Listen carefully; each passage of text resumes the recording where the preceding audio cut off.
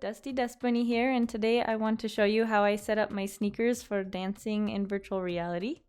As you can see, I use a HTC Vive tracker and I attach it to my shoelaces on my sneakers, and I also use a dance sock.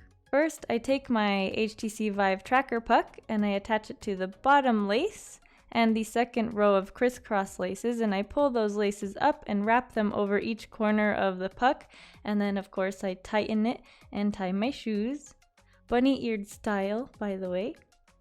And then I go ahead and I take a dance sock. And if you're not sure what a dance sock is, a dance sock is made by a company called the Happy Dancing Company.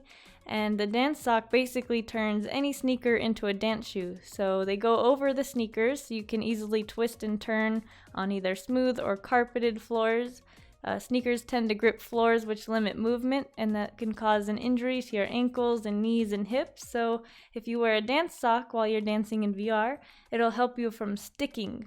It'll allow you to pivot freely and dance better on smooth floors. I personally like to use the half dance sock because I can still pull the sock over a little bit more so I can get a little bit more grip on the toe, but still be able to pivot freely with the ball of my foot. If you have carpeted floors, they also have a dance sock for carpeted floors, and the sock goes over the entire shoe.